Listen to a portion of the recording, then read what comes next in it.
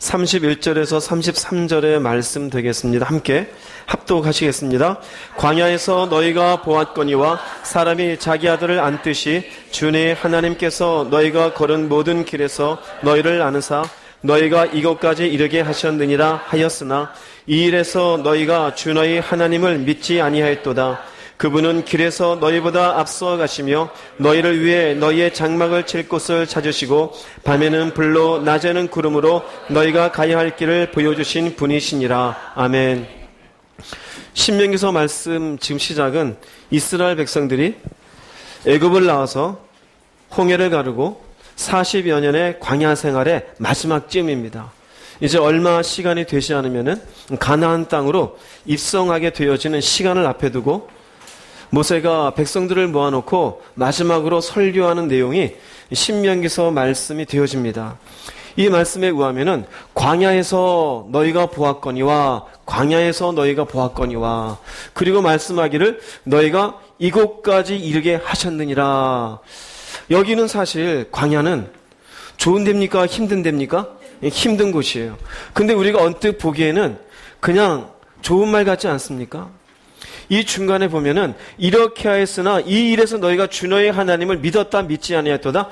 믿지 않았다는 것이에요. 광야에 있습니다. 힘이 듭니다. 근데 이 광야 속에 하나님의 계획하심이 있고 뜻이 있는데 너희들은 이것들을 알지 못하고 이것들을 믿지 아니했었다라고 이야기를 합니다. 하나님의 백성들입니다. 이스라엘 백성, 언약을 맺은 백성, 하나님이 이들을 통해서 마침내 큰 민족을 이루겠다고 약속했던 백성이었습니다. 그런데 광야에 있어요. 이 말씀을 통해서 하나님을 섬기고 예수를 믿는 우리의 인생에도 광야가 있음을 깨닫고 이 광야에 대한 의미를 다시 한번 생각하는 시간이 되었으면 좋겠습니다. 우리가 언뜻 광야라 그러면은 공간적으로만 생각을 해요. 그러나 사실은 여기에 광야는 그런 공간적인 의미만 있는 것이 아닙니다. 광야의 의미를 보자면 보입니까? 꽃이 이쁘긴 한데 너무 앞에 나왔죠? 광야는 물이 부족한 곳이죠. 먹을 게 부족한 곳이에요. 이스라엘 백성들은 늘상 마실 것 때문에 먹을 것 때문에 불평을 했고 하나님은 그것을 채워주기도 했습니다. 결핍이 있는 자리입니다. 광야라고 하는 것은 그것은 고통의 자리입니다. 낮에는 정말 뜨거운 태양이 내리쬐고 밤에는 추위 가운데 몸을 또 덜덜덜덜 떨어야 되는 장소입니다. 이런 곳이 광야입니다. 즉, 이 광야를 오늘의 우리에게 적용하자면 결핍이 있는 인생이에요. 남들만큼 넉넉하지가 않아요. 고통이 있는 인생이에요. 남들이 짊어지지 않은 질병이 있어요. 애를 낳고 건강할 줄 알았는데 그 아이를 낳은 것으로 인한 통증이 있어요. 갑작스러운 사고로 인해 가지고 허리가 삐게 되고 아니면 다리가 다치게 되고 질병이 있을 수 있어요. 열심히 인생의 성공을 위해서 달려갔는데 그만 실패를 경험해요. 이런 것들이 결국 우리의 삶 속에 고통을 가져다주고 결핍을 만들어내요. 이게 우리의 광야입니다. 그래서 광야라는 것은 단순하게 어떤 장소를 의미하는 것이 아니라 고난의 시간을 의미하는 것이에요.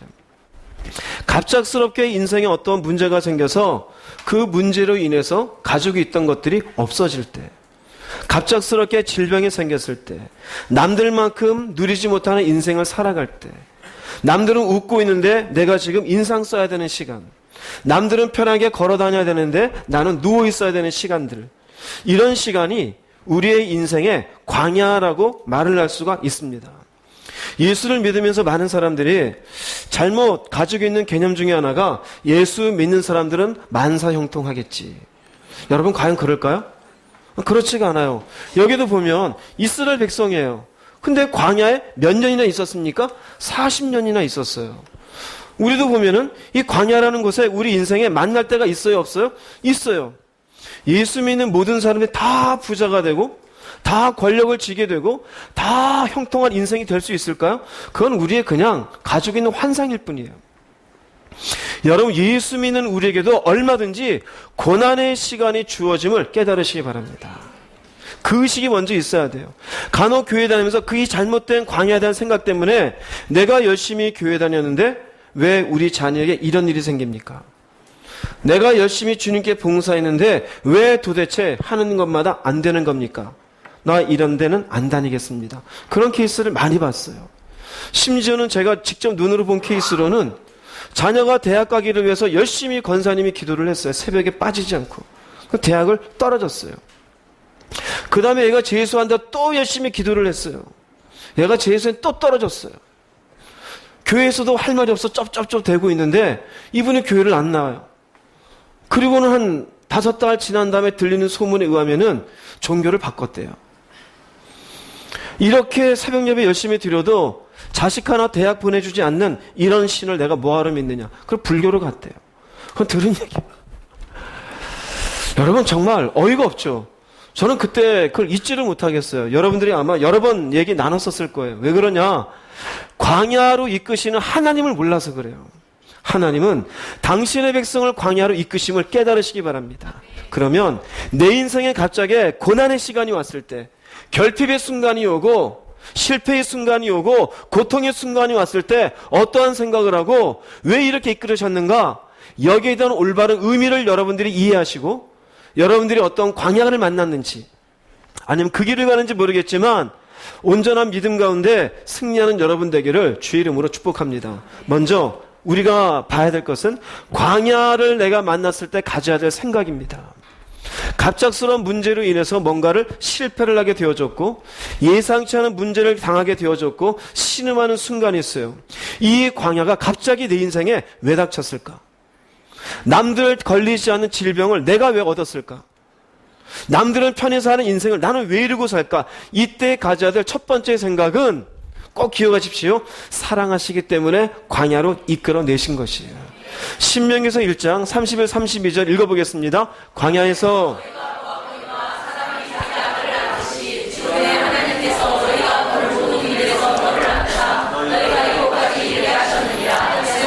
이 일에서 너희가 주너의 하나님을 믿지 아니하였도다. 광야입니다. 여기까지 이르게 하신 것은 40년이 걸렸습니다. 그런데 표현이 자기 아들을 안듯이라고 표현되어 있어요. 사람이 자기 아들을 안듯이. 지금 뒤에도 보니까 이쁜 아이를 안고 있어요. 저 아이를 안을 때 귀찮아서 안을까요? 사랑스러운 마음으로 안을까요? 사랑스러운 마음이죠. 사람이 자기 아들을 낳는데 내가 왜 얘를 낳아서 이렇게 귀찮은 인생을 살까? 그런 분이 어디 있겠어요. 이뻐서 이렇게 쳐다보는 거죠. 하나님이 우리를 이렇게 자기 아들을 안듯이 이곳까지 이르게 해주셨대요. 그 여기가 어디냐? 여기가 광야예요. 근데 우리는 어떤 생각을 하느냐? 하나님은 이런 하나님이 아닐 거라고 생각하는 거예요. 어떤 하나님의 응답 가운데 내가 뭔가를 시작했어요. 실패가 될 수 있어요? 없어요? 될 수 있어요. 근데 우리는 어떻게 생각하느냐? 하나님이 나한테 이런 걸 경험시킬 하나님이 아니다 이거예요. 그럼 여기서 뭐를 거슬러 올라가느냐? 그때 이거 시작할 때 여러 주변 집사님들, 목사님 같이 기도 시작했는데 그 기도 엉터리다 이거예요. 그럼 누구한테 손가락질 할까요? 이제 이응직 목사한테 손가락질 하는 거예요. 목사님 그때 하라 그랬잖아요. 근데 실패잖아요. 그럼 여러분 이 백성들은 늘상 누구한테 손가락질 했습니까?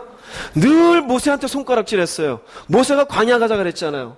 근데 그 광야 가자 그런 건 누가 가자 그런 거예요? 하나님이 가자 그런 거예요. 그 여기 보면은 이 일에서 너희가 주 너희 하나님을 믿었다 믿지 않았도다. 이렇게 하나님이 안고서 여기까지 온 걸 너는 믿지 않았다 이거예요. 즉 광야의 걸음도 하나님의 사랑 가운데 계획됐음을 깨달으시기 바랍니다. 결핍이에요. 그것도 하나님의 사랑이에요. 실패예요. 그것도 하나님의 사랑이에요. 질병이에요. 그것도 하나님의 사랑이에요.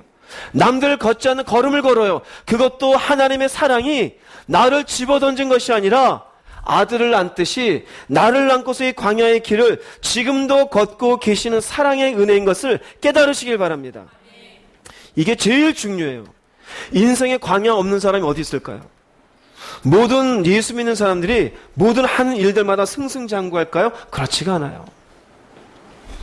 열심히 잘 되다가도 안 될 때가 있고 건강하다가도 병들 때가 있고 뭔가 문제가 없다가도 문제가 생겨요. 광야라는 것을 하나님은 우리를 일부러 끌어가 주십니다. 왜냐? 사랑하시기 때문이에요. 사랑하시기 때문에. 사랑하시기 때문에 우리에게 결핍을 허락하시고 고난을 허락하시고 때로는 질병도 허락해 주시는 것이에요. 이 생각이 없으면 우리 마음속에 어떤 생각이 드느냐? 원망과 불평만 나오게 돼요. 왜 나는 이런 인생을 삽니까? 남들과 다른 왜 이런 부모를 만나게 했습니까? 왜 이런 가정에서 자라게 했습니까? 왜 나는 하는 것마다 되는 게 없는 겁니까? 왜 내 인생은 이렇게 어둠밖에 없는 겁니까? 남들은 편하게 사는데 왜 나는 이렇게 질병 가운데 광야 가운데 사는 겁니까? 그러나 기억하십시오. 어리석은 이스라엘 백성들처럼 하나님을 믿지 않는 인생이 되지 마시고 사랑하시기에 여전히 나를 안고 계시고 여기에 인도하시는 하나님임을 꼭 믿으시기 바랍니다.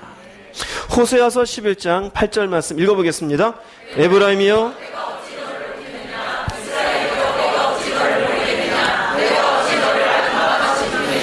어찌 너를 스보임같이 두겠느냐? 호세아서를 여러분 그 1장부터 읽어보면은요, 이스라엘을 향한 저주가 가득해요. 호세아 선지자를 알잖아요? 호세아 선지자에게 음란한 여인을 얻게 하고 음란한 자식들을 낳게 하고 내 백성이 아니니라, 이스라엘이 아니니라. 결국 하나님이 이스라엘 백성들을 향해서 저주의 말씀을 쭉 쏟아붓는 의미는 그 이스라엘이 이제 망할 것을 얘기해요. 광야입니다. 지금은 나라가 형성되어 있지만 호세아를 통해서 내가 이 나라를 망하게 하리라고 얘기해 주어요. 근데 끝에 가서 뭐라 그러시느냐? 하나님의 마음이 나옵니다. 내가 너희를 버릴 수 있다 없다? 버릴 수 없다라는 거예요. 놓을 수 있다 없다? 놓을 수 없다라는 거예요. 비록 지금도 범죄하고 있는 백성이지만. 그래서 중간에 나와 있는 내가 너를 아드마같이 놓겠느냐 너를 스보임같이 놓겠느냐는 이 아드마와 스보임은 소돔과 고모라 근처에 있는 도시입니다. 소돔과 고모라를 하나님이 심판하실 때 함께 망한 도시예요. 이 도시에게 내가 그 도시를 멸망하게 한 것처럼 내가 너희를 그냥 멸망하게 둘 수 있겠느냐. 뒤편에 보세요. 내 마음이 내 속에서 돌이켜 나의 긍휼이 온전히 어떻게 되도다? 그럼 여러분 생각해 보세요. 나의 긍휼이 온전히 불붙듯하도다. 이것은 이스라엘 백성들을 향한 사랑입니까? 아닙니까? 사랑이에요. 지금 이스라엘 백성들을 향한 하나님의 계획은 본인이 더 잘 아셔요. 이제는 이 나라를 아시리아에 결국 망하게 하는 일이에요. 포로가 되는 일이에요. 얼마나 힘든 인생이겠습니까? 그걸 알고 계시지만 그러나 내 마음은 여전히 너희들을 사랑한다, 사랑하지 않는다? 사랑한다입니다. 우리에게 마찬가지예요. 여러분의 고난의 문제, 여러분의 광야의 문제, 결핍의 문제를 놓고 다른 고민하지 마십시오. 여러분이 먼저 생각해야 될 것, 비록 지금 이러한 순간에도 나를 긍휼히 여기신 하나님을 꼭 믿음 가운데 붙잡으시기를 주의 이름으로 축복합니다. 우린 인간이기 때문에 연약해요. 늘상 지고 싶고 이스라엘 백성들처럼 없는 것 때문에 불평하기 쉬워요. 믿음은 무엇이냐? 없는 것 가운데 하나님을 신뢰하는 것이에요. 넘어져 있는 가운데 그분을 인정하는 것이에요. 여전히 세상과 다른 인생을 살지만 그분이 여전히 나를 사랑하신다는 것을 고백하는 것이에요. 간혹가다 어떤 분들이 그래요. 추석이나 설날이 되면은 주변에 믿지 않는 친척들을 만났을 때 내가 열심히 신앙생활하는 것에 대해서 부끄럽다는 거예요. 왜? 잘 사는 사촌이나 누군가 와서 너는 예수 믿으면서 겨우 사는 게 그따위로 사느냐? 넌 예수 믿으면서 맨날 뭐 주님 얘기만 하고 하나님 얘기하는데 넌 도대체 네 자식 학비 하나 제대로 못 되면서 어떻게 맨날 하나님 얘기만 하느냐? 그럼 그게 부끄럽다는 거예요. 여러분 부끄러워하지 마세요. 하나님이 여전히 여러분을 사랑하고 계심을 깨달으십시오. 그 불신앙의 사촌, 그 친인척들, 그들은 그것을 알 길이 없어요. 그러나 우리는 믿음 가운데 여전히 우리를 향해서 사랑의 마음이 불붙듯이 우리를 향해 계시는 하나님, 그 하나님이 나를 사랑하시기 때문에 지금 이 광야 가운데 이끌어내었고 광야를 만나게 하셨음을 꼭 기억하는 여러분 되기를 주의 이름으로 축복합니다. 제일 중요한 요소예요. 광야를 만나게 한 것은 우리를 사랑하시기 때문입니다. 두 번째, 광야를 만났을 때, 그 광야의 시간이 있었을 때 우리가 가져야 될 생각은 말씀을 듣는 귀를 열어야 됩니다. 말씀을 들어야 됩니다. 민수기서 1장 1절 말씀 읽어보겠습니다. 이스라엘 자손이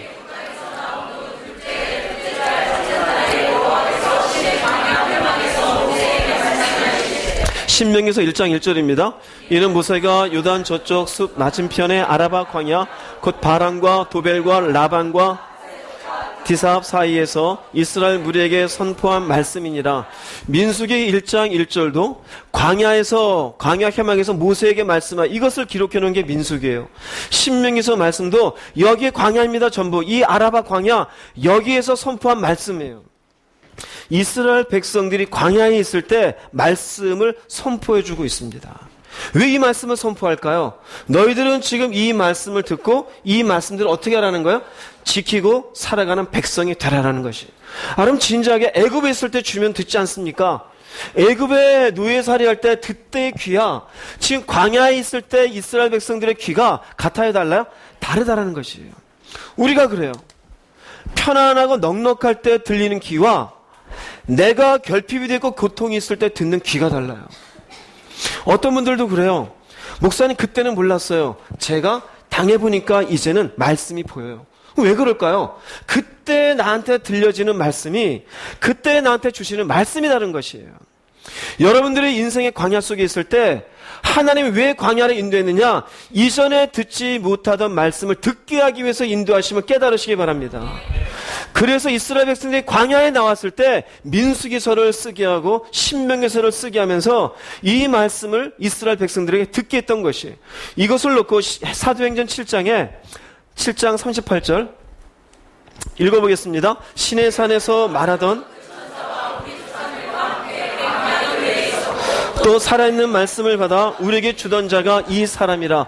이 스데반에 한 얘기인데요. 이 무슨 얘기냐면은요, 시내산에 있었던 이스라엘 백성들의 모임을 광야 교회라고 표현하고 있어요. 광야 교회라고. 자, 왜 이렇게 표현할까요? 여기에는 살아있는 말씀을 받아 우리에게 주던 자가 이 사람이라. 여기에 이 사람이라는 것은 예수 그리스도께서 모세와 함께 이야기하면서 말씀을 주셨던 분이라고 표현하는 것이에요. 지금 교회에서는 무엇이 선포되는 것입니까? 말씀이 선포되는 것이죠. 자, 조금 전에 말씀으로 올라가 볼게요. 광야라는 것의 의미가 뭐냐면은요, 히브리어로 재밌습니다. 미드바르라 그럽니다. 미드바르. 그런데 미드바르라는 말은 동사 어디에서 왔냐면요, 다바르에서 옵니다. 다바르. 다바르라는 말은 말씀하다라는 동사입니다. 재밌죠? 광야는 그 의미가 말씀하다입니다. 희한해요. 분주하고 바쁘고 넉넉할 땐 말씀이 안 들려요. 조용하고 먹을 게 없고 물 마시지 못해서 가만히 지쳐있는데 그때는 말씀이 들려요. 그래서 광야라는 말이 말씀입니다. 말씀. 그래서 미라는 말은 명사형이 되는 거예요. 다바르에. 그래서 미드바르는 광야가 되고 이 광야는 말씀이에요. 즉 이들이 광야에 있었을 때 하나님은 그들에게 할 말씀이 있으신 거예요. 다시 사도행전 7장으로 넘어가면 여기에서 왜 교회라 그랬느냐? 하나님이 살아있는 말씀을 들릴 수 있도록 줬던 곳이에요. 우리에게도 마찬가지예요. 하나님이 우리에게 광야의 삶을 지나갈 때 들리는 귀가 열리도록 허락해 주시는 것이에요. 여러분 성경 보면 광야를 만났던 많은 사람들이 있는데 야곱이 환도뼈가 부러지죠. 외삼촌 라반의 집으로 갑니다. 20년을 지냅니다. 이제 고향으로 오려고 합니다. 고향으로 오려는데 에서가 눈앞에 보입니다. 그리고 이제 그 에서를 만나서 그 다음 인생이 어떻게 될지 두려움 가운데 있어요. 그때 천사가 와서 씨름을 하고 야곱의 환도뼈를 딱 쳐요. 환도뼈를 치자마자 천사가 이 야곱에게 뭐라고 얘기합니까? 너는 이제 이스라엘이다입니다. 여러분 이때 이걸 치지 않았으면 야곱이 배불리고 외삼촌 집에서 재산 늘리고 있었을 때 너는 이스라엘이다 그래서 그게 뭔 소리인지 알았을까요? 그럼 모르는 거예요. 알 길이 없어요. 여러분 신약에 바울이 되기 전에 사울이었을 때 그가 다메섹으로 막 가면서 예수 믿는 사람을 쳐 죽여서 갑니다. 그때 예수님 만나잖아요. 만나는 순간 사울의 눈이 어떻게 됩니까? 보이지 않게 되어져요. 보이지 않는 순간 그때 예수님 뭐라 그러냐? 너는 이방인에 가서 복음을 전하라 그럽니다. 예수님을 믿는 사람은 쳐 죽이고 따라다닌 그 시간에 예수님이 옆구리 쿡 치면서 야, 너 얻어 터지기 전에 알아들어야 되는데 너 이방인에게 복음 전할 사람이 될까? 그랬으면 어떻게 됐을까요? 아마 그 예수님을 잡으려고 또 노력했을 거예요. 그런데 눈이 멀어져 빛 가운데 무릎을 꿇은 그 순간 너는 이방인에게 복음을 전하는 자가 되라. 이 소리가 들려요 안 들려요? 그땐 들리는 거예요. 베드로가 예수님을 따르면서 마지막 예수님 십자가 지치기 전에 내가 어디까지라도 따르겠다 그럽니까? 죽는 데까지라도 따르겠다 그래요. 근데 따라요? 못 따라요? 못 따라요. 예수님이 잡히시던 그날 밤에 결국 베드로가 몇 번 부인합니까? 3번 부인해요. 마침내는 예수님을 저주까지 해요. 저주하는 순간에 닭이 꾀꼬댁 우는데 그 순간 베드로가 어떻게 하는지 아십니까? 통곡을 하고 울어요. 통곡을 하고 울고 나중에 예수님 부활하고 부활하신 예수님이 다시 고기 잡으러 간 베드로를 찾아오십니다. 그때 베드로 마음, 예수님에게 고기 들 마음이 있을까요? 없을까요? 없어요. 일종의 자기는 실패한 사람이에요. 주님을 왜 끝까지 따르겠다 지금 따르지 못한 인생이에요. 그런데 주님이 부활하시고 지금 고기잡이 하고 있는 베드로와 친구들 앞에 나타나셔서 지금 모닥불을 피워놓고 고기까지 구워놓고 쳐다보고 있어요. 그때 예수님 하신 말씀이 뭡니까? 요한 아들 시몬아, 네가 나를 뭐하느냐? 여러분, 예수님이 제자들 데리고 다니면서 너 나를 사랑하느냐 물어본 적 없습니다. 그게 들려요, 안 들려요? 안 들려요. 실패하고 난 뒤에 들려요. 여러분, 희한합니다. 은혜가 있다고 막 좋아해요. 근데 그때도 물론 사랑이에요. 그런데 광야를 만나고 나면은 사랑을 깨달아요. 아는가 모르겠네요. 그때 알아요. 예, 저를 사랑하시지요? 저도 사랑합니다. 여러분, 각자 우리 광야에 하나님이 우리에게 하시고 싶은 말씀이 있음을 깨달으십시오. 하시고 싶은 말씀이 있어요. 간혹 교인분들 가운데 아파서 병원에 입원하시거나 사고 나서 이렇게 입원하신 분들 찾아가요. 그러면 가서 제가 이제 기도해 드리죠. 하시는 얘기들 가운데 뭐라고 얘기하느냐? 제가 병원 오면서 알았어요. 뭘 알았는데요? 제가 기도를 안 했더라고요. 기도를 했는데 기도를 안 하다 보니 이 사고 난 것 같아요. 이제 나가면 기도 열심히 할 거예요. 제가 얘기했어요? 제가 얘기한 적 없어요. 또 어떤 분은 그래요. 제가 헛된 인생을 살았어요. 무슨 소리세요? 제가 열심히 교회 갔지만 이러고 있다가 하나님 저 치신 것 같아요. 광야에서 하나님이 자기에게 하는 소리가 들려요, 안 들려요? 들려요. 여러분, 배부르고 등 따실 땐 안 들려요. 뭔가 삶이 풍요로울 땐 안 들려요. 천국 얘기 안 들려요.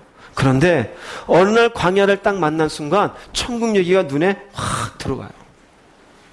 열심히 돈 벌고 바쁜 거 분주한 가운데 있을 때에는 예수 그리스도 그 은혜가 뭔지 잘 몰라요. 그런데 어느 날 딱 실패하고 사업 다 끝내고 터덜터덜 뭔가 집으로 가면서 힘이 없어 걸어가는데 내면에서 들리는 것이에요. 이제 내가 누구인지 알겠느냐? 이제 내가 누구인지 알겠느냐? 그러한 순간에 무릎 꿇는 거예요. 여러분, 광야에서는 말씀을 듣는 귀를 열 수 있기를 바랍니다. 갑작스러운 인생에 결핍이 생겼든지 내 인생에 고난이 생겼든지 실패의 자리에 있든지 반드시 하나님은 그 자리에 있는 그 사람에게 하시고자 하는 메시지가 있음을 깨달으십시오. 하시고자 하는 메시지가 있어요. 그 메시지를 받는 순간 그 사람은 그 광야는 축복의 자리가 되는 것이에요. 비록 다른 사람들에게는 그 광야의 자리는 눈물의 자리인 것 같지만 이 사람이 그 없는 것으로 눈물을 흘릴지 모르겠지만은 더 기쁜 은혜의 눈물이 나오게 되어져요. 왜요? 이전에 들리지 않던 하나님의 말씀이 들려지고 나를 향하신 당신의 뜻이 들려지고 그 두 분의 음성이 내게 들려지는 사실이 밖에 나가서 소리 지르고 싶을 만큼 놀라운 사건이 되어져요. 이 사건을 위해서 하나님이 우리를 광야로 이끌어내셨음을 믿으시기 바랍니다. 요한계시록 2장 7절 말씀 읽어보겠습니다. 귀 있는 자는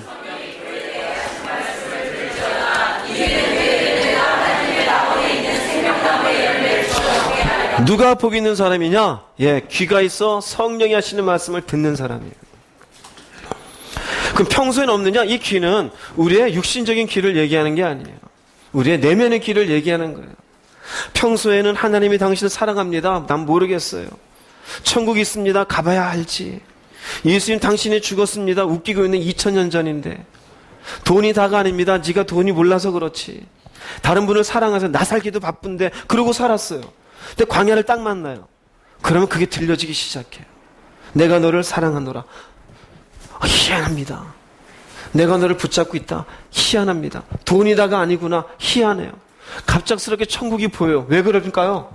광야에서 마침내 성령이 하시는 말씀이 들리는 거예요. 왜 들리게 할까? 이것을 향해서 가는 것은 이기는 그에게는 내가 하나님의 낙원에 있는 무엇을 줍니까? 생명나무의 열매를. 결국 이 소리를 듣는 사람은 어디로 이끌어 주시는 겁니까? 천국으로 이끌어 주시는 거예요. 왜 광야로 이끌어 주시느냐? 너가 편안할 때 듣지 못했던 내 소리를 듣고 마침내 그 소리에 네가 변화되어 내가 예비한 하나님의 나라에 가는 자가 되라란 얘기예요. 할렐루야. 우리가 정말로 이 걸음을 가본 사람은 제가 무슨 말을 하는지 아실 거예요. 그러나 지금 이제 광야 문턱에 있는 사람 뭔 소리인지 잘 모를 거예요. 광야 문턱에 있고 광야에서 지금 내가 막 맞닥뜨리는 사람이 있다면 기억하십시오. 하나님이 나한테 하실 말씀이 있으신가 보다. 내 귀를 열고 하나님이 내게 주시는 메시지를 내가 받을 수 있도록 하자. 그것만 받으시면 마침내 그것이 여러분에게 들려지기 시작하면 그것으로 여러분들을 변화시키든지, 그것으로 여러분들이 하나님께 나아가시든지, 그것으로 하나님께 순종하시든지 뭔가 액션만 취하게만 되면은 이기는 자가 되어 하나님이 이 사람을 광야로 이끌었던 그 목적을 성취하는 인생이 됨을 깨달으시기 바랍니다. 그래서 광야로 우리를 이끄시는 것은 뭔가를 말해주기 위해서인 것이에요. 우리를 고난 가운데 수고하기 위해서가 아니에요.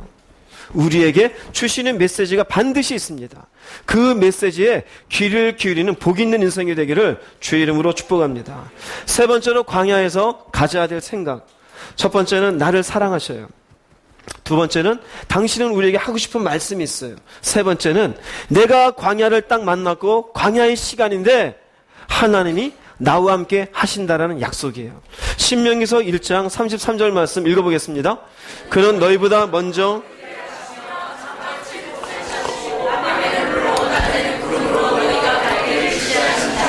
네, 모세가 이스라엘 백성들에게 얘기해 주는 것이에요. 광야에 있었을 때 하나님 먼저 가셨어요. 광야에 있는데 장막 칠 곳을 찾으셨어요. 낮에는 불로, 밤에는 불로, 낮에는 구름으로 그들이 가야 될 길을 지시하신 분이셔요. 이스라엘 백성들이 광야에 있었지만 하나님이 이들을 떠난 적이 있습니까? 없습니까? 떠난 적이 없어요. 이거 기억하세요. 여러분이 결핍 가운데 있을 때, 여러분들이 고난의 시간 가운데 있을 때 하나님이 지금도 내가 갈 길을 먼저 가고 계시며 낮에는 구름 기둥으로 밤에는 불 기둥으로 내 걸음을 지시하시는 분임을 깨달으시기 바랍니다. 이건 믿어야 됩니다. 할렐루야. 당장 내 주머니에 돈이 없어요. 내가 뭔가 해야 될 거를 모르겠어요. 실패를 봤어요. 막막해요. 그때 믿으십시오. 저를 버리지 않으셨죠. 여전히 저와 함께 하신 줄 믿습니다. 제 걸음을 지시하시는 좋으신 하나님인 줄 믿습니다. 제게 이렇게 허락하신 하나님이 저를 떠나셨을 리가 없습니다. 비록 질병 가운데 있을지라도, 실패 가운데 있을지라도, 남들은 나한테 이제는 너는 끝났다는 인생으로 얘기할지라도, 그러나 저는 믿습니다. 이 말씀을 붙잡으세요. 저보다 먼저 길을 가시며 장막 칠 곳을 찾으시는 하나님, 새로운 길을 예비하신 하나님, 당신은 나를 떠나지 아니하시고 지금 이 순간도 나와 함께 계시는 줄로 믿습니다. 이거 꼭 기억하십시오. 하나님은 이 광야를 지나게 하시면서 왜 이끌어 가시느냐? 내가 너희와 함께 하심을 확인시켜 주십니다. 우리가 넉넉할 때, 우리가 편안할 때는 물질이 나를 만족시켜주고 내가 편안한 인생이 뭔가 인생의 재미처럼 느껴져요. 그런 것들이 떠나가고 없어지고 난 광야에서는 하나님이 알려주신 것이 내가 이제 너한테 지시해 줄게. 나는 너를 이 순간도 떠나지 않아. 이제는 나를 힘으로 삼고 나를 의지하는 자가 되라라고 얘기하는 것이에요. 그러므로 여러분들이 광야를 만났을 때 그 광야 속에서 주님이 나와 함께한다는 이 믿음, 이 중요한 여러분 속에 하나님을 향한 신뢰를 거두지 않는 신앙인 되기를 주의 이름으로 축복합니다. 다윗을 보면 그런 것을 알 수 있어요. 다윗도 광야의 인생을 살았습니다. 나이 17살에 사울에게 미움을 받아서 그냥 이곳저곳 떠돌아다니는 인생이 되어졌어요. 그 떠돌아다닐 때 고향에도 가지 못하고 거지 같은 인생을 살고 이웃나라에 갔을 때는 미친놈처럼 침을 흘리며 겨우 목숨을 부지했었던 그런 다윗입니다. 겉으로 볼 때는 완전히 망한 인생이죠. 청년의 시절은 어둠으로 가득한 인생입니다. 그런데 이 광야 가정 가운데 그가 쓴 우리가 잘 아는 시편 23편 4절에 그는 이렇게 고백합니다. 한번 읽어보겠습니다.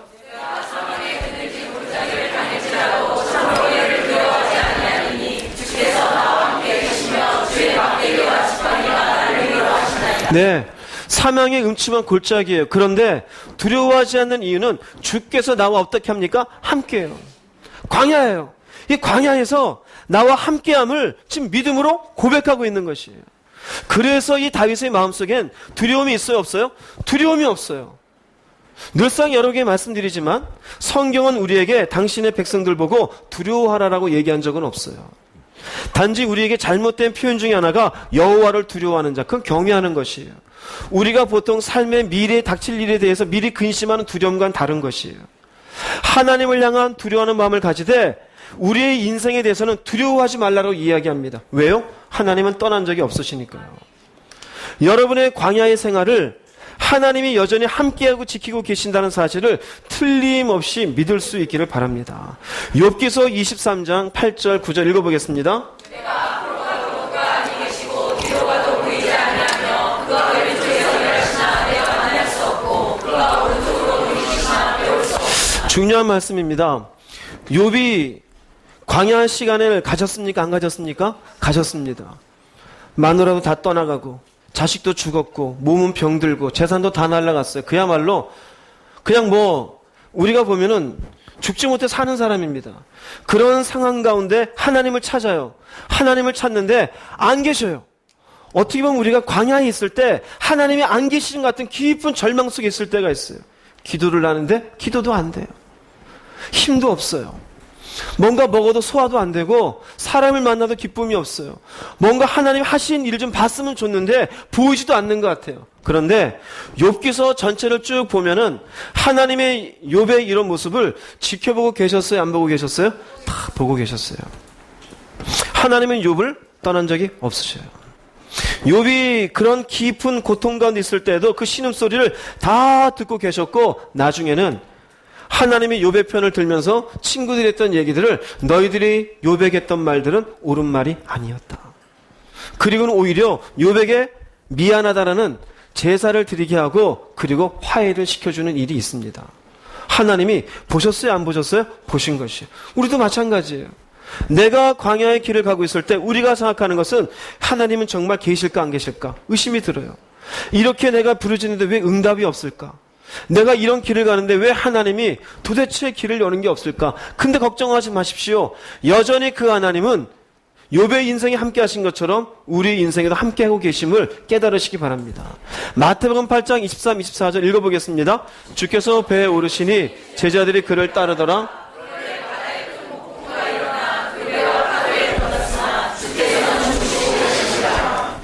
주님이 배에 올랐어요. 제자들은 따라요. 그런데 보세요. 그런 데가 있습니다. 우리 개정 성경에는 그런 데가 없습니다. 그런 데의 의미는 뭐냐면 주님이 오르신 배인데 함께 지금 사역을 위해서 가시는 배인데 이 배에도 폭풍이 일어날 수 있다 없다? 일어날 수 있어요. 우리로 표현하자면 은혜가 충만한 인생이에요. 그런데 광야를 만날 수 있어요. 열심히 기도해서 각종 능력을 경험한 권사님일 수 있어요. 그런데 갑자기 가정에 문제가 일어날 수 있어요. 우리는 그러한 순간에 원망해요. 왜 이런 걸 나한테 허락했습니까? 그런데 보세요. 예수님이 이 배에 계시다 폭풍이 일어나니까 혼자 구명조끼 입으시고 싹 나가십니까? 안 그래요. 안 그래요. 오히려 주님은 뭐하고 계십니까? 주무시고 계셔요. 주무시고. 그럼 예수님이 이 배에 계시는 동안 이 배는 깨질까요? 깨지지 않을까요? 안 깨져요. 우리도 마찬가지예요. 주님이 나와 함께 계시는 동안 내 인생은 깨지지가 않아요. 이스라엘 백성들이 광야에 있는 동안 비록 불평했었던 그들은 무너졌지만 여전히 하나님의 은혜는 그들을 가나안으로 인도해 주어요. 우리는 당장 뭐만 보고 있느냐? 현재 폭풍만 보고 앉아 있어요. 그런데 내게 은혜 베푸셨고 내게 말씀 주셨던 그분이 여전히 나와 함께 계신다는 사실을 의심할 때가 있어요. 의심하지 마십시오. 나중에 예수님이 주무시고 계시다가 근데 물어볼게요. 정말 주무셨을까요? 이분이 무슨 프로토콜을 맞으시고 이렇게 한 시간 깊이 주무신 거예요? 낮에 너무 일을 많이 하셔가지고 정말 피곤해서 이러실까요? 그런 게 아니에요. 제자들이 어떻게 하는지를 보신 거예요. 이 의미는 예수님께서는 이 폭풍 속에서도 제자들이 어떠한 반응을 하는지를 보시는 거예요. 우리도 마찬가지예요. 광야로 왜 이끌어 주시느냐? 그 광야 속에서 어떻게 반응하는지를 지켜보셔요. 여전히 나를 신뢰하는지, 여전히 나를 향한 믿음을 거두지 않는 것인지. 마침내 주님이 일어나셔서 첫 마디가 뭔지 아십니까? 믿음이 적은 자들아 그래요. 믿음이 적은 자들아. 무슨 믿음이 적은 걸까요? 이 배에 내가 함께 있지 않느냐? 이 광야에 하나님이 붙잡고 있지 않느냐? 너의 인생이 내 손 안에 있는 것이 아니냐? 똑같은 말이에요. 눈앞에 보이는 결핍이 중요한 게 아니에요. 무서움이 중요한 게 아니에요. 너가 그토록 부르짖었던 그 하나님이 왜 너를 버렸겠느냐. 이 믿음이 적은 자들아. 너와 함께 같이 식사를 했고 시간을 보냈던 내가 여기 있는데 이 배가 왜 무너질까라고 너는 생각을 하느냐. 이 믿음이 적은 자들아. 제자들이 그냥 언뜻 들었을 때는 이해가 되지 않은 소리일 수 있어요. 아니, 이렇게 폭풍을 쳐서 배가 깨지게 생겼는데 자기는 자다 말고 일어나가지고 뭔 소리를 하는 거야 도대체. 그렇게 생각할 수 있잖아요. 그러나 우리가 성경을 놓고 나중에 차근차근 가만히 이 상을 들여다보면은 이해가 되는 것이에요. 왜 믿음이 적은 자라고 이야기했는지. 마침내 예수님이 이 바다의 큰 폭풍을 어떻게 합니까? 잠잠케 주어요. 하나님이 우리를 광야로 이렇게 이끌었지만 당신이 마침내 당신의 계획한 어떤 뜻이 이루어지고 나면은 우리에게 닥쳤던 이 광야의 환경을 바꾸시는 은혜가 있음을 깨달으시기 바랍니다. 하나님은 당신을 우리에게 확인시켜 주셔요. 우리가 광야를 만났을 때 우리가 어떠한 신뢰를 가지고 있기를 원하느냐? 이 순간에도 나와 함께 하시는 하나님, 나를 버리지 아니하시는 하나님, 이 광야에서도 함께 길을 걸어가시는 하나님, 이스라엘 백성들에게 하나님께서 친히 장막 칠 곳을 살펴보시고 어디로 가야 될지를 미리미리 살펴보시고 길을 행하셨던 그 하나님, 저의 인생에도 이 하나님이 저와 함께 하실 줄로 믿습니다. 이것을 거두지 마세요. 이 생각이 없으면 인간은 동분서주예요. 광야는 광야인데 사람 찾아다니고 이 사람 얘기 듣고 저 사람 얘기 듣고 그게 맞아요. 돈 좀 빌려주세요. 은행에 찾아가고 담보 잡히고 이렇게 하고 저렇게 하고 뒤에서 뭘 하고 교회 오더라도 온갖 수심이 다 하고 다크서클은 내려와서 시커멓고 왜 그러세요? 그럼 잠을 못 잤어요. 뭐 때문에? 말은 안 해요. 뻔하죠. 광야를 만났으니. 거기에 뭐가 없느냐? 이게 없는 거예요. 이게 없는 거예요. 욥을 보세요. 이 욥도 얼마나 지금은 답답합니까? 23장에서. 그러나 나중 가서 욥은 깨닫게 되어져요. 아, 하나님은 이런 하나님이시구나. 여러분들의 광야의 시간입니까? 그 광야의 시간을 하나님이 왜 광야를 만나겠는지를 온전히 믿음 안에서 생각할 수 있기를 바랍니다. 하나님이 여전히 나를 사랑하고 계시다는 사실, 하나님은 여전히 그곳에서 일을 하고 계시다는 사실, 그리고 또한 여러분에게 귀를 열어 하시고 싶은 말씀이 있음을 깨달으시기를 바랍니다. 요 세 가지만 딱 이루어지고 나면은 순식간에 광야가 바뀌어요. 하나님이 예비하신 아름다운 동산이 될 줄로 믿습니다. 두 번째로 우리가 광야에서 가져야 될 생각이 이러한 생각이라면, 두 번째로 하나님은 광야로 우리를 이끄시면서 우리에게 바라시는 목적이 무엇인가? 왜 우리를 굳이 광야를 만나게 했으며 이 광야 가운데 지나가게 하는 것인가? 왜 결핍의 인생을 경험하시는가? 왜 수고스러운 인생을 경험하게 하시는가? 왜 질병 가운데 있게 만들고 실패 가운데 걸어가게 만드시느냐? 목적이 있습니다. 크게 세 가지입니다. 하나는 교만한 인생을 다루시기 위해서입니다. 큰 카테고리를 얘기 드렸습니다. 교만이라는 것은 죄성의 가장 깊은 뿌리입니다. 교만이에요. 교만한 인생을 다루시기 위해서 여기에는 여러 가지 의미가 있어요. 먼저는 광야로 먼저 이끌어갔던 모세를 한번 볼게요. 출애굽기 2장 15절 말씀 읽어보겠습니다.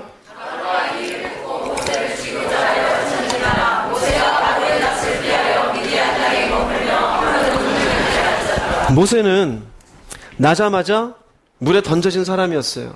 근데 모세라는 이름의 의미가 뭡니까? 물에서 건진 자죠. 건져서 누구의 양아들로 가게 됩니까? 바로의 공주의 양아들로 가요. 여러분, 그게 우연이었을까요? 하나님의 섭리였을까요? 하나님의 섭리예요. 다른 아이들은 다 죽었는데 모세는 살았고, 살았을 뿐 아니라 바로의 왕의 그 가정에 입양이 되어서 그 당시에 모든 좋은 학문, 좋은 전술, 모든 주변에 대한 학문은 다 익힌 사람이에요.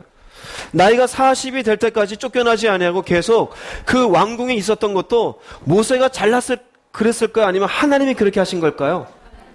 하나님이 그렇게 하신 거죠.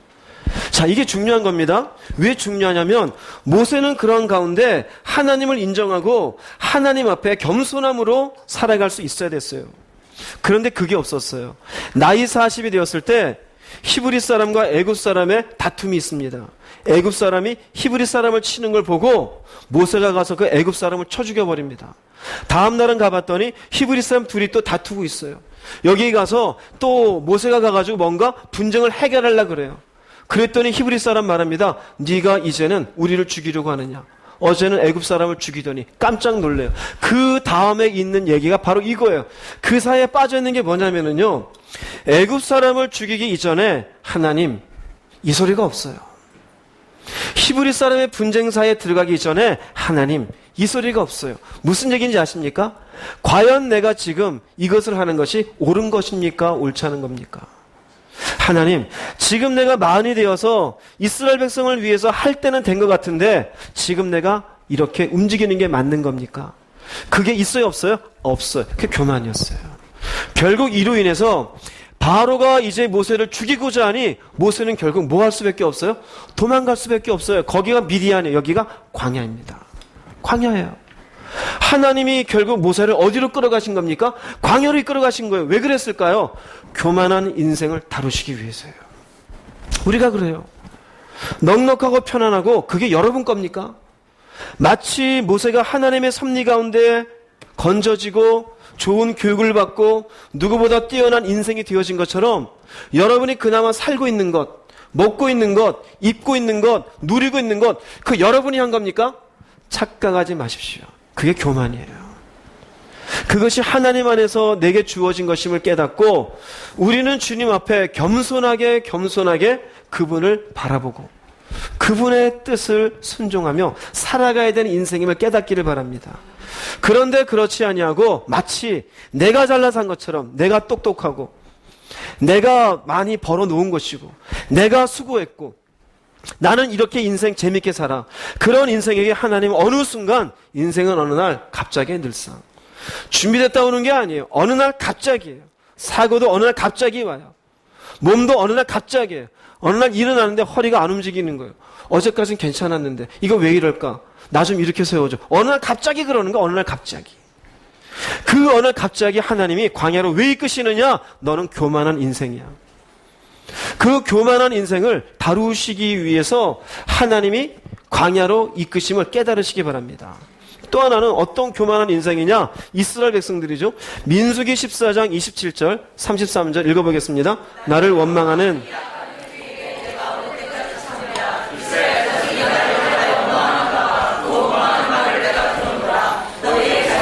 너희 반역한 죄를 지고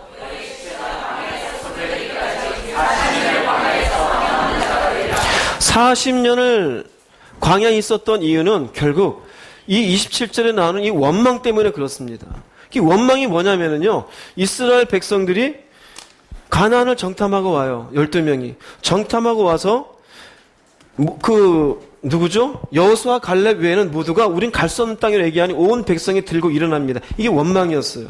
그러나 하나님이 모세에게 주셨던 약속은 애당초 이스라엘 백성이 애굽을 나와서 그리고 어디로 가는 거였습니까? 가나안 땅에 보내주겠다 약속해 준 거예요. 그런데 그 약속은 믿지 않고 왜 우리를 여기까지 끌고 와서 죽이려고 하느냐? 원망하고 있어요. 이건 불신앙입니다. 불신앙 가운데 빠져서 하나님을 원망한 이 백성들을 너희들을 이제 40년 동안 광야에서 방황하는 자가 되리라. 그 끌어가는 거예요. 뭐 때문이라 그랬습니까? 제가 지금 불신앙이에요. 지금 무슨 말이냐? 하나님 말씀에 대한 의심이에요. 제가 여러분들에게 말씀을 전해 주어요. 지난주까지 천국에 대해서 지옥에 대해서 얘기했어요. 근데 마음 가운데 죽어봐야 알지. 아유, 난 그래 당장 돈 버는 게 바빠. 그게 불신앙이에요. 불신앙이에요. 이 교회라는 곳에 예배 시간에 선포되어진 말씀은 여러분을 살리기 위한 말씀이에요. 그런데 그 말씀에 대해서 아멘이 되지 아니하고 어떻게 다 그렇게 살아. 나는 안 돼. 그게 불신앙이에요. 하나님이 제시해 주는 길이인데도 나는 안 해. 그 불신앙이에요. 너는 내게 부르짖으라 내가 내게 응답하겠고 네가 알지 못한 크고 비밀한 일을 보이리라. 에이, 어떻게 부르짖지 목도 아픈데. 이게 왜 그럴까요? 편안한 거예요. 아직 편안한 거예요. 자, 그러면 광야로 끌어가요. 그럼 어떻게 될까요? 자연스럽게 부르짖는 거예요. 주여 주여. 이해되세요? 무슨 말인지? 광야 가운데 갔을 때 비로소 이 교만한 인생들이 깨지기 시작하는 거예요. 불신앙이에요. 여러분 속에 불신앙이 있습니까? 광야를 준비하고 있는 인생이에요. 하나님이 사랑하신다면. 여러분이 아직 하나님 말씀 앞에 의심하는 것이 있습니까? 그 말씀 앞에 여전히 내 마음에 받아들이지 못하는 것들이 있습니까? 그러면 그 교만한 인생은 광야를 준비하고 있는 인생이에요. 남편과 아내가 있어요. 아내는 열심히 기도하면서 하나님 말씀 가운데 불신앙이 아니라 은혜 가운데 의롭게 가요. 그런 아내를 보고서 남편이 우습게 여겨요. 아내가 열심히 남편을 놓고 기도를 해요. 남편 나가서 사업하고 돈은 잘 벌어요. 자, 여러분, 하나님이 이 가정을 사랑하면 광야를 허락하실까 허락하지 않을까요? 허락하세요. 남편이 맨날 돈 가지고 야, 기도해도 잘 사는 것 같아? 내가 수고하니까 잘 살지. 하나님 말씀 웃기고 있네. 내 말이나 잘 들어라. 근데 이 아내가 남편에서 기도해 주어요. 그럼 하나님이 이 남편이 뭘로 보일까요? 이 교만한 인생아, 네가 가진 것이 네 것이더냐. 너희 수고의 열매가 네가 수고해서 얻은 것이더냐. 내가 너에게 준 것이다. 그 순간 어떻게 될까요? 한순간 광야로 떨어져요. 그건 축복일까요? 저주일까요? 그건 축복이에요. 무엇을 위한 축복일까요? 이 남자를 살리기 위한 축복이에요. 할렐루야. 그럼 가능한 아내와 남편이 같은 신앙을 가진 게 좋을까요? 안 좋을까요? 좋은 거예요. 가능한 교만해지지 않고 겸손하게 하나님 뜻 그래 우리 같이 가자. 그럼 이뻐요 안 이뻐요? 하나님이? 이뻐요. 이게 우리 거냐? 하나님 거지? 야 가자. 내가 있냐? 하나님이 하셨지. 그럼 광야를 만날 일이 있어요 없어요? 그 만날 일이 있긴 있어요. 없는 게 아니. 이제 그 다음 얘기가 있긴 있어요. 있긴 있지만 그러나 교만함 때문에 때리진 않는다 이거예요. 교만함 때문에. 이해되시겠습니까? 하나님은 그래서 이처럼 불신한 가운데는 이스라엘 백성들을 40년간 광야 가운데 있게 했던 것이에요. 그 다음 어떤 교만이냐? 요나서 가볼게요. 1장 2절 3절 읽어보겠습니다. 너는 일어나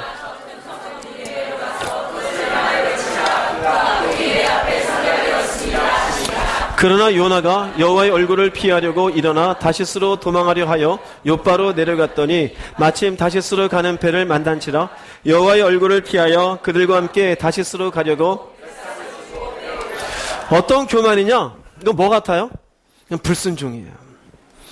하나님이 어떤 분인지 요나가 알아요 몰라요? 알아요. 왜 안 갔느냐? 하나님은 은혜로우시고 하나님은 자비로우시고 하나님은 긍휼이 많으셔서 저 악한 니느웨 사람들한테 내가 가서 복음 전하면 저 사람들 다 용서해 주실 거야. 은혜 베풀 거야. 그 꼴을 차마 요나는 볼 수 있어요 없어요? 못 보겠다 이거예요. 그런데 이 니느웨로 가라라고 이야기하시는 분은 하나님이시잖아요. 그럼 인간은 그 하나님 앞에 자기의 생각에 설마 맞지 않더라도 어떻게 될까요? 인간은 무조건 순종해요. 할렐루야. 순종해요. 여러분 순종하는 백성이 되십시오. 순종이에요. 그래서 믿음은 항상 순종과 같이 가요. 요나가 하나님을 너무나 잘 아는 사람이지만 그러나 요나는 하나님의 얼굴을 피하려고 다시스로 가요. 이 일로 인해서 마침내 요나가 결국 무엇을 만나게 됩니까? 풍랑을 만나고 물고기 뱃속에 들어가게 되어져요. 광야예요. 여러분 물고기 뱃속에 들어가 봤어요? 안 가봤죠? 요나는 가봤어요. 왜 불순종을 해요? 이 할아버님이 왜 불순종을 해요? 요나 할아버지 불순종한 거예요. 왜 하나님이 우리의 인생을 광야를 만나게 하시느냐? 따지고 보면 교회를 안 다녀서가 아니에요. 말씀을 몰라서도 아니에요. 다 알아요. 근데 아는데 어느 일정한 부분에 자기가 뭐 하는 겁니까? 불순종해요. 안 해요. 하나님 대신 목사가 제시해 주어도 안 해요. 열심히 기도 좀 해라. 안 해요. 마음을 금강석같이 한다 그러죠. 안 해요. 기도 좀 해라. 때려 죽여도 잘 안 할래요. 물론 저한테 그렇게 얘기하는 분은 없어요. 근데 제가 보기엔 때려 죽여도 안 하겠다는 것으로 보여요. 제발 그렇게 돈이 다가 아니니 돈 좀 붙잡지 마세요. 아니 난 돈이 좋아. 물론 저한테 그렇게 얘기하는 사람 없어요. 근데 돈 붙잡고 가요. 왜요? 그게 전부 불순종이에요. 하지 말아야 되는데 하고 있어요. 해야 되는데 안 하고 있어요. 그러면 하나님이 예비하신 게 뭘까요? 풍랑을 준비하시는 거예요. 교만한 인생을 다루시기 위해서 하나님은 마침내 광야를 이렇게 지나가게 하셔요. 이해되십니까? 무슨 의미인지? 어떤 사람은 그래요. 이렇게 돼가지고 광야를 한번 들어갔다가 또 다시 불순종해서 또 광야 갔다가 또 다시 불순종해 또 광야 갔다는 사람이 있어요. 제가 여러 번 봤어요. 참 그 사람은 하나님 정말 사랑하는 사람 같아요. 여러분 인생에 한두 번으로 그치기를 주의 이름으로 축복합니다. 교훈을 좀 받아야 될 거 아니에요. 하나님이 한 번 때렸으면은 이제 좀 정신 차리면 되는데 또 불순종하고 몇 번을 봤어요. 저는. 지금도 제가 저희 교회 가는데 몇 사람은 그런 징조가 보여요. 몇 사람은 또 때릴 만한 사람이다라는 징조가 보여요. 맞지 않는 은혜가 있기를 바랍니다. 안 맞고 잘 가면 좋잖아요. 하나님이 광야로 이끄시는 건 이렇게 교만한 인생이에요. 내 생각이 옳고 내 판단이 맞는 것이고 나는 하고 싶은 인생을 살겠다. 그리고 하나님 말씀을 믿지 않는 사람들, 알고 있음에도 불구하고 그 말씀에 순종하지 않는 인생들, 그 인생들을 다루시기 위해서 광야에다가 이끌어내시는 거예요. 두 번째는 누구를 광야로 이끌어내시느냐? 미래를 준비하시기 위해서 하나님은 광야로 이끌어내십니다. 미래로 준비한다는 의미는 이 사람의 특별한 무슨 문제가 있어서가 아닙니다. 하나님이 준비하신 어떠한 일들을 위해서 이 사람을 조금씩 훈련시키는 것이에요. 그 훈련의 과정에 광야의 과정을 거치게 하면서 마침내 하나님이 원하셨던 어떠한 일들을 감당하게 하시기 위해서 일하게 하시는 거예요. 창세기 45장 5절 말씀 읽어보겠습니다. 당신들이 나를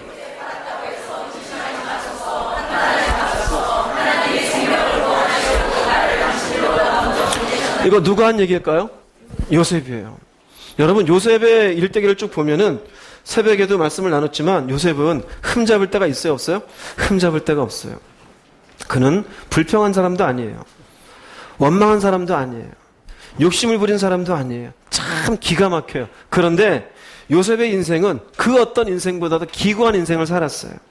형들에게 미움을 받았고, 그리고 종살이를 하고, 옥살이를 하고, 옥에서도 3년 정도를 깊이 곧 썩게 되어지고, 도대체 생각할 수 없는 인생의 깊은 나락 속에 있었어요.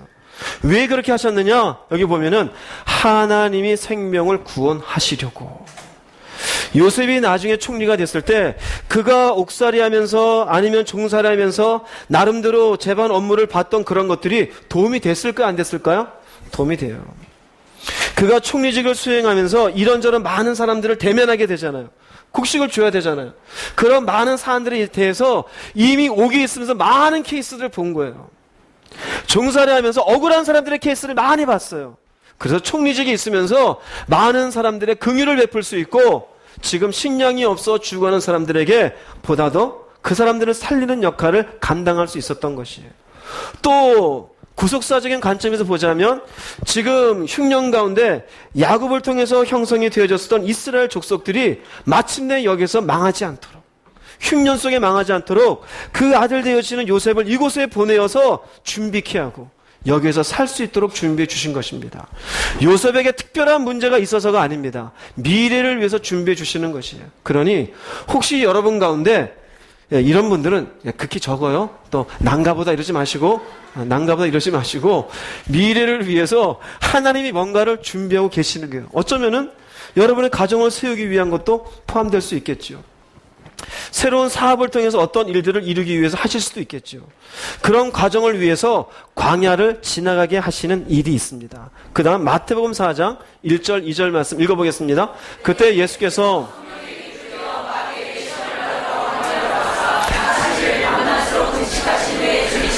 예수님이 광야에서 며칠을 금식했어요? 쉬울까요? 힘들까요? 힘들죠. 해봤어요? 힘든지? 우리 3일에도 힘들잖아요.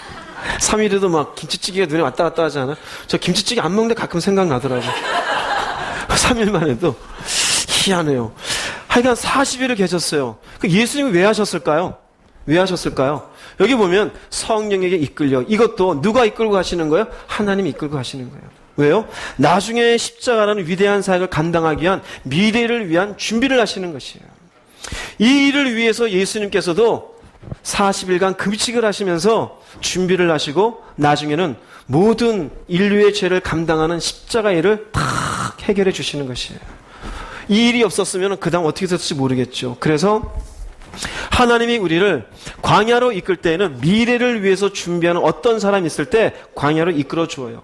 바울에게도 이러한 모습을 볼 수 있습니다. 갈라디아서 1장 17, 18절 읽어보겠습니다. 또 나보다 먼저 사도된 자들을 만나려고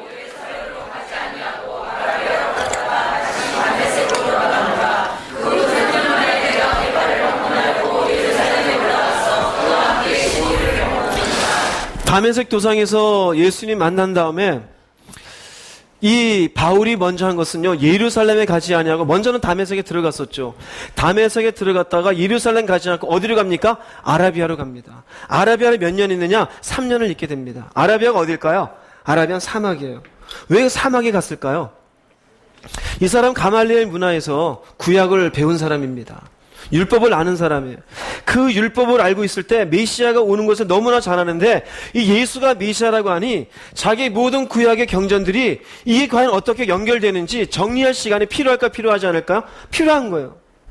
생각을 정리하고 배운 율법을 정리하고 그러면 자기가 받았던 이방인에게 복음을 전해야 되는데 그럼 어떤 것들을 전해야 될지 하나님께 받아야 돼, 안 받아야 돼요? 받아야 되겠죠. 그래서 사막에 가서 뭐 한 걸까요? 미래를 위해 준비하는 거예요. 미래를 위해서.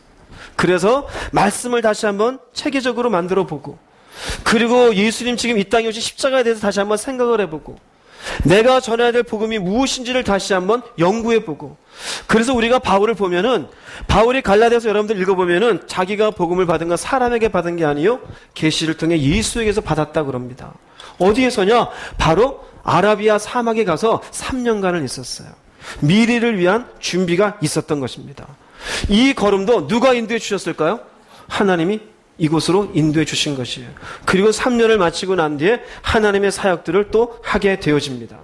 즉 하나님이 우리를 이렇게 광야로 인도해 주시는 것은 교만한 인생을 다루시기 위한 것도 있지만 하나님이 미래의 어떠한 일들을 이루시기 위해서 그 사람을 준비시키는 과정으로 인도해 주시는 역사도 있습니다. 세 번째는 광야로 왜 인도하시느냐? 세 번째는 믿음의 시련 때문에 우리를 인도하십니다. 믿음의 시련. 믿음의 시련이라는 것은 하나님이 허락하시는 거예요. 그래서 이 사람의 믿음을 달아보기도 하는 것이고 이 사람의 믿음을 연단시키기도 하는 것입니다. 우리가 만약에 평범한 그냥 보통의 직장인으로 다니고 있다가 전쟁이 났으면 내가 전쟁 가운데 갑자기 가서 군사처럼 싸울 수 있어요? 없어요? 싸울 수가 없어요. 그러면 내가 그 싸움을 준비하기 위해서는 나름대로 군에 입대해서 총을 쏘는 법도 배워야 되고 체력도 단련해야 돼요. 우리도 마찬가지예요. 우리의 일상이 평범하고 아무 일 없고 살기 좋다 그럴 때는 신앙적인 치열함이 없음으로 인하여서 우리가 뭔가 단련이 되질 않아요. 때로는 결핍도 필요합니다. 때로는 고난도 필요한 것이에요. 때로는 문제도 닥쳐봐야 되는 거예요. 그런 과정을 하나님이 일부러 허락하셔요. 그 허락하심을 통해서 우리의 믿음을 하나님 편에서는 테스트해 보시고 사단 편에서는 우리가 바른 믿음의 사람인지 아닌지를 미혹하는 과정을 하나님 허락하십니다. 이것은 욥기서를 보면 알 수 있습니다. 욥기서 2장 5절 6절 읽어보겠습니다.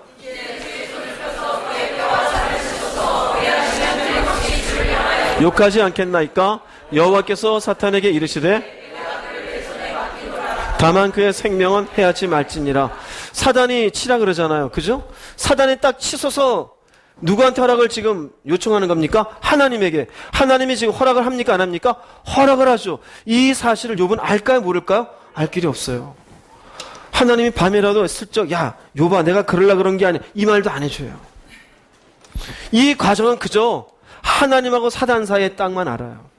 사단 편에서는 이자가 진짜 바른 믿음의 사람일까? 하나님 편에서는 이자가 진짜 나를 신뢰할까? 그래서 이 과정을 허락해요. 이 전까지 욥기서 1장 보면 욥은 칭찬받는 사람이에요. 하나님이 오히려 사단에게 네가 나를 경외하는 자 정직한 자 욥을 보았느냐 자랑하는 사람이었어요. 그러니까 우리 흔히 말하는 교만한 자를 다루기 위해서 광야로 들어갈 이유가 없는 사람이에요. 그런데 하나님이 지금 허락해 줘요. 왜요? 믿음의 시련을 통해서 욥을 단단하게 하기 위해서요. 하나님 편에서. 욥의 편에서는 우리를 미혹하고 있어요. 즉 우리 인생에도 내가 열심히 신앙생활하고 걸릴 거 없지만 광야를 만날 수 있다 없다? 만날 수 있어요. 하나님 편에서는 우리를 테스트해 보시는 것이고 사단의 편에서는 네가 바른 믿음의 사람인가 내가 한번 보자. 돈 좀 떨어지면 네가 불평할걸? 사업이 실패되면 하나님 없다고 그럴걸? 딱 테스트해봐요. 이 과정이 지난 동안 욥은 힘들었지만 모든 과정이 다 지나고 난 뒤에 욥의 고백을 볼게요. 욥기서 42장 5절 읽어보겠습니다. 내가 주께 대하여 귀로 듣던 신앙이 이제는 눈으로 주를 보는 신앙인으로 바뀌었어요. 성숙해졌습니까? 안 됐습니까? 성숙해졌어요. 광야의 과정을 통해서 하나님은 우리를 시련의 과정을 지나게 해서 마침내 보다 단단한 믿음의 사람이 되기를 바라시는 것이에요. 그러므로 여러분들의 인생에 닥치는 믿음의 광야라는 그 시련의 광야라는 게 필요합니까? 필요가 없습니까? 필요한 거예요. 우리도 마찬가지예요. 시련을 지나고 난 뒤에 주님을 섬기는 사람과 넉넉하고 편안하게 날마다 주여 주여 하다 그냥 되는 거 다 되고 별일 없던 사람하고 신앙의 단단함이 달라요. 신앙의 단단함이 달라요. 여러분들도 귀로 듣는 신앙인이 되지 않고 눈으로 보는 신앙인이 될 수 있기를 바랍니다. 그래서 이렇게 하나님은 우리를 단련시키기 위해서 광야를 지나가게 합니다. 다윗도 비슷한 것에 해당이 되어져요. 시편 26편 1절 2절 읽어보겠습니다. 내가 나의 완전함에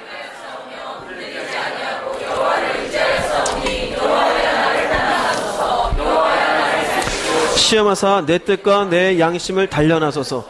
다윗이 도망다니면서 했던 고백이에요. 도망다니면서. 근데 여기 보세요. 내가 나의 완전함에 행하였사오며 흔들리지 아니하고 여호와를 의지했대요. 대단한 사람이에요. 다윗의 일대기를 보면은요, 실수한 건 두 번이에요. 우리의 아내 바세바 취한 것, 인구 조사한 것. 오히려 도망자 다닐 때 다윗이 실수한 건 없어요. 믿음으로 불평하고 뭔가 불신앙 아무것도 없어요. 그런데 하나님은 오히려 다윗을 광야로 넣어줘요. 우리가 잘 아는 골리앗과의 싸움, 광야로 가기 이전이에요. 모든 이스라엘 백성들이 골리앗 앞에 덜덜 떨고 있을 때 다윗은 돌 몇 개 들고 와서 이까짓 건 뭐 내가 너 못할 것 같아. 만군의 여호와 이름으로 내가 나간다. 갑옷 입었어요? 안 입었어요? 안 입었어요. 그리고 던져서 골리앗을 무너지게 했던 사람이에요. 대단한 믿음의 사람이에요. 그런데도 불구하고 그는 광야의 길로 하나님이 이끌었어요. 그런데 여기에서도 보십시오. 다윗은 어떤 마음이냐? 여호와여 나를 살피십시오. 나를 시험해 보십시오. 이거는 나를 테스트해 보십시오. 혹시 내 뜻과 내 양심이 잘못된 게 있습니까? 나를 단련하여 주시옵소서. 대단한 거예요. 하나님 앞에 내가 이 왜 광야의 길을 가는지를 다윗은 알고 있었던 사람이에요. 그래서 그 과정을 통해서 하나님 앞에 준비되어져 점점 더 단단한 믿음의 사람이 되었죠. 이르게 되었더니 나중에 사도행전 13장 22절에 다윗을 뭐라고 평가하는지 읽어보겠습니다. 다윗을 그들에게 왕으로 세우시어 다윗을 만나니 내 마음에 맞는 사람이라. 멋진 말이죠.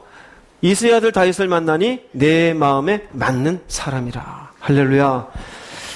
다윗이 광야의 시간을 보내지 않았다면 이런 결과가 있었을까요? 없었을까요? 없었을 거예요.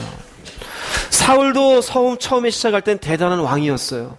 그런데 사울에게는 광야의 시간이 없었어요. 다윗에게는 광야의 시간이 있었어요. 이 광야의 시간이 지나고 난 뒤에 다윗이 비록 일생에 두 번의 실수는 있었지만 하나님에게는 그분이 내리신 평가는 저 다윗은 내 마음에 맞는 사람입니다. 여러분을 보십시오.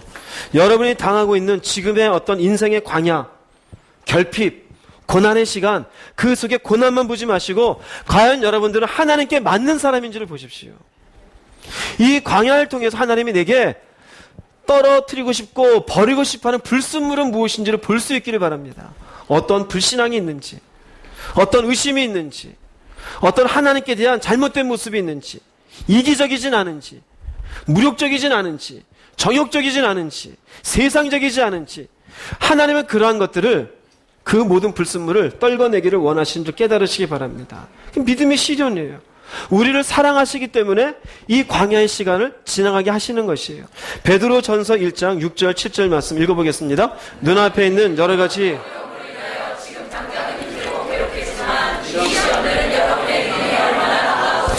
알아보기 위한 것일 뿐입니다. 순수한 믿음은 금보다도 훨씬 귀합니다. 금은 불에 의해 단련되기는 하지만 시간이 흐르면 닳아 없어지고 마는 것입니다. 믿음이 금보다 귀하다는 거예요. 금이라는 것도 결국 이렇게 단련을 시켜서 불순물을 떨어내서 순금을 만들어요. 그러나 순금도 시간이 흐르면 닳아 없어지고 만다 이거예요. 그런데 믿음은 아니다 이거예요. 지금 당장 힘들고 괴롭겠지만 광야의 시간이에요. 결핍의 시간이에요. 그러나 이 시험은 여러분의 믿음이 얼마나 강하고 순수한지 알아보기 위한 것일 뿐입니다. 그건 잠깐이다 이거예요. 이 시간을 통해서 우리의 믿음을 달아보시고 우리의 믿음을 더욱더 단련시키시고 하나님 앞에 흔들리지 않는 하나님의 사람으로 만들어줌을 깨달으시기 바랍니다. 그러면 우리가 우리에게 닥쳐진 광야를 놓고 불평하면 됩니까? 안 됩니까? 불평하면 안 돼요. 실패의 자리에서 울지 마십시오. 무너진 자리에서 절망하지 마십시오. 사람들이 손가락질할 때 오늘의 말씀을 기억할 수 있기를 바랍니다. 우리를 버린 것도 아닙니다. 우리를 여전히 사랑하고 계시며 우리에게 하시는 말씀이 있으며 그분의 계획이 있습니다. 그분은 반드시 나라는 한 사람을 살리고야 말겠다라는 그 목적 하나 가지고 우리를 이끌고 계시는 것입니다. 그래서 광야를 우리에게 허락하시는 거예요. 우리는 생각할 때 내가 사는 이 땅에서의 유익만을 바라봐요. 편하게 살고 싶고 건강하게 살고 싶고 넉넉하게 살고 싶고. 그러나 하나님은 그건 중요한 게 아니고 네가 바른 믿음의 사람이 되어져서 내가 예비한 하나님의 백성이 되었으면 좋겠다. 하늘나라에서 네가 영원한 생명을 누린 자가 되었으면 좋겠다. 그 목적을 가지고 우리를 광야 가운데 이끌어내시며 우리를 단련시키시고 훈련시키심을 깨닫기 바랍니다. 계시록 2장 10절 말씀 읽어보겠습니다. 너는 장차 받을 고난을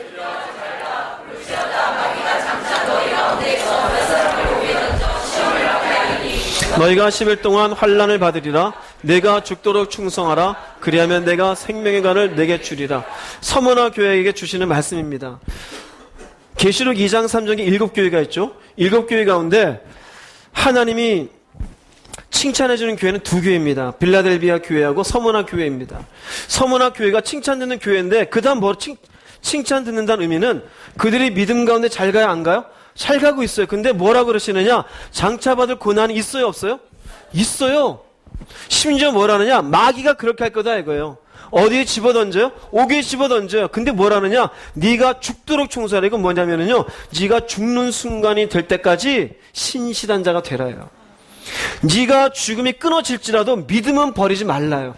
하나님이 믿음이 더 중요합니까? 지금 고난이 더 중요한 겁니까? 믿음이 더 중요한 거예요. 인간편에서는 뭐를 더 중요하게 생각하느냐? 죽음은 그 너머예요. 당장 편했으면 좋겠다 생각해요. 하나님의 관점은 그렇지가 않아요. 네가 몸이 꺾여지는 것 같고 질병 가운데 있고 사람들이 너를 짓이기는 고통 속에 있는 것 같아도 그게 중요한 게 아니다. 내가 중요하게 여기는 것은 너는 반드시 죽는 뒤에 생명의 면류관을 얻는 자가 되어라 합니다. 우리가 이 땅 살면서 광야가 쉽겠습니까? 하나님도 알아요. 여기 보세요. 서머나 교인들, 예, 주님 잘 섬기는 교인이에요. 근데 얘기해 줍니다. 고난이 있어. 누가 주느냐? 마귀가 줄 거야. 어디다가요? 옥에다가. 그럼 나오는 겁니까? 아니, 너 죽는 데까지 믿음 지켜야 돼. 이게 광야예요. 할렐루야. 광야를 놓고 여러분들, 하나님이 왜 이러시나? 왜 나한테 이러시나? 여러분 수준에서 생각하지 마시고 하나님 편에서 생각할 수 있기를 주의 이름으로 축복합니다. 인생은 언젠가는 끝이 나게 되어져 있어요. 언젠가는 우리의 삶에 누리던 것들은 놓게 되어져 있어요. 나를 향해 손가락질하는 사람들, 그 사람들도 결국은 언젠간 떠나게 돼 있어요. 내가 아무리 이 땅에서 상처가 많고 아픔이 많아도 결국 그 아픔은 내가 죽는 순간 다 내려놔지게 돼 있어요. 그 뒤에는 어떻게 하실 건데요? 왜 우리에게 광야를 허락하실까요? 우리가 하나님 앞에 봤을 때는 내가 제대로 주님 섬기는 것 같아도 하나님 보실 때는 뭔가 부족한 게 있는 거예요. 뭔가가 여러분 속에 끄집어낼 게 있는 거예요. 뭔가 하나님이 훈련시킬 게 있는 것이고 단련시키기를 원하시는 거예요. 믿음입니다. 하나님을 향한 믿음, 그분을 향한 신뢰, 흔들리지 않는 반석 같은 그분을 향한 마음, 그것이 여러분 속에 반드시 세워져 있기를 바랍니다. 그래서 하나님 이렇게 믿음의 시련을 우리 인생에게 허락해 주시는 것이 이 세 가지 목적이에요. 교만한 인생을 다루시기 위해서, 미래를 위해서 누군가를 사용하시기 위해서, 세 번째로 평범한 우리 같은 인생을 단단한 믿음의 사람으로 세우시기 위해서 광야의 시간을 허락하시고 그리로 이끄시는 것을 믿으시기를 바랍니다. 결론을 내리겠습니다. 히브리서 12장 9절 10절 말씀 읽어보겠습니다. 또 우리 육신의 아버지가 영의 아버지께 더욱 복종하며 살려하지 않겠느냐? 그들은 잠시 자기의 뜻대로 우리를 경책하겠거니와 오직 하나님은 육신의 아버지가 우리를 징계할 때는 자기 뜻대로, 자기 생각대로 한다 이거예요. 그래서 때로는 맞을 일도 아닌데 맞기도 하고, 때로는 부모님하고 서로 부부싸움하고 싸우는데 엄마가 와서 나한테 막 소리 지르고 왜 나한테 그래? 그럴 때도 있잖아요. 그럴 수 있다 이거예요. 그러나 하나님은 자신의 감정대로 우리를 하시는 게 아니에요. 오직 우리의 유익을 위하여 그의 거룩하심에 참여하게 하기 위해서 우리를 광야로 이끄심을 깨달으십시오. 그러므로 결핍을 보지 마십시오. 아픔을 보지 마십시오. 여전히 살아계신 하나님을 보십시오. 그리고 또 하나, 그 하나님 앞에 나는 과연 그분 앞에 준비된 사람인가? 어떠한 믿음의 사람인가? 어떠한 신뢰를 가지고 있는가? 돈이 먼저인가? 하나님이 먼저인가? 내 생각이 먼저인가? 그분의 뜻이 먼저인가? 이 땅에서의 유익이 먼저인가? 저 하늘나라에 대한 것이 먼저인가? 인간은 자기 마음도 몰라요. 하나님 우리의 마음을 알아요. 그 모든 것 아신 하나님이 우리를 완전히 하나님의 거룩한 자로 만들어주기 위해 내가 내 스스로 깨닫지 못하지만 광야를 만나게 하고 광야를 지나게 하시면서 불순물을 제거하시고 마침내 이것이 되어지면 우리에게 얼마나 큰 유익이 되겠어요. 그리고 그분의 거룩하심에 참여케 하기 원하심을 깨달으시기 바랍니다.